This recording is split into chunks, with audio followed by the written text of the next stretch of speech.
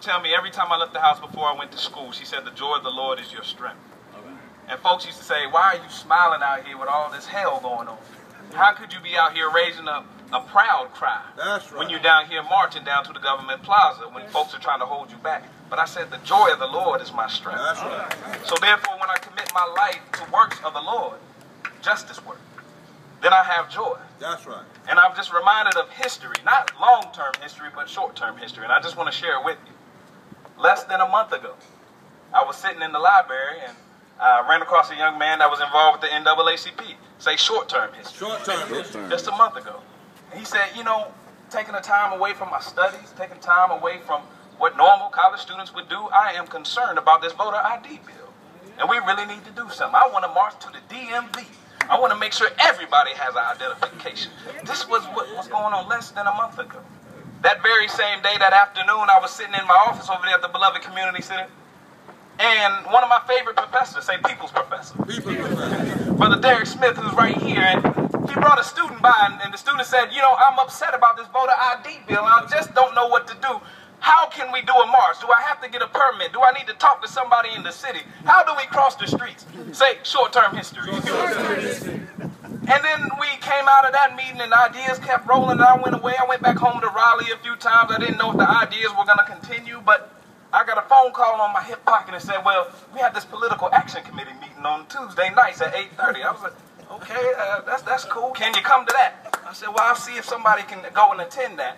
And somebody did, and they came back with a report and said, these young people are fired up. And they said, no, they don't want to invite me to Green Street. No, they didn't want to invite me to Club Lotus. No, they didn't want to invite me down to the Union to go eat at Chick-fil-A. No, they said, I want to march. That's right. Because I have the joy of the Lord as my strength. And everybody say short-term. Short-term. Because I got over there at Bethel today, Bethel AME, and I saw some cameras right when I walked in, and I saw some folks being interviewed. Now, I don't have to go quote Dr. Martin Luther King Jr. or Malcolm X right now. I can quote some of you. That's right. Because when you were asked the question of why are you marching today, you said because there are some people that need to be cared about that aren't being cared about by this General Assembly. These are your words. I was sitting there in the back of the church, and I was trying to fix these old megaphones here, trying to get the batteries to work, and there's two of them sitting in my car because they don't even work, but I was sitting there trying to make them work, and this sister from Bennett, she came up with one of these right here. Here she is right here. How could I forget her? She said, you know, we need to go and educate this community. That's right. So she took some of the flyers that had some of the pointed facts of why we have to stand up against this bill right now, right into the community, right at that moment. Short-term history. This is less than an hour ago when folks were going door to door, taking down names, emails, and phone numbers and saying that as a community, yeah, we're marching, but we're not marching for vanity. We're not marching for ourselves, and we're not marching just to march. That's right. We're here to educate, agitate, and organize.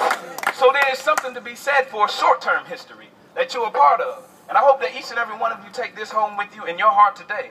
Feel confident. Feel confident that you did a good thing today.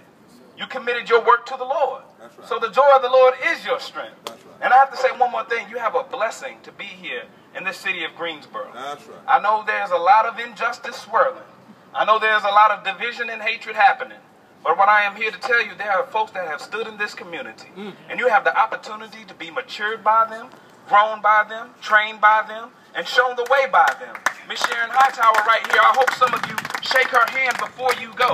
That's right. Sharon doesn't know this, but I learned much of what I know about getting this voter registration and knowing how to spread the word about voting in any and every situation in the city council over here talking about voting. You need to shake her hand before you leave. That's right. Mr. Derek Smith, professor at A&T, you got to go seek him out. Because he's in classes, and let me tell you this, I had the opportunity to speak in his class, and we asked the students to say, how many teachers keep it real with you? How many teachers are going to inspire you to come out to a march? How many teachers are going to inspire you to stand up against injustice? They said, well, he will. And I don't say that just to put him on the spot, but I say that because Dr. Brown is behind me. Yeah. And one time when I was just filled with emotion and I spoke at the city council and I didn't know what to do, I saw Dr. Brown there with his hands wide open and he gave me a hug. That meant a lot to me. That's right. Because in this struggle, we're going to face some of those days where it's difficult, where we might say, oh man, we didn't have the turnout that we thought, but there is some joy. That's right. And I want to say that the joy of the Lord is my strength, and that is tied to the struggle that we're within. And there are many leaders here and many more to come. But there's a leader inside of each and every one of us. That's right. That's right. Because a leader is about relationships. A leader is about training. A leader is about building quality time.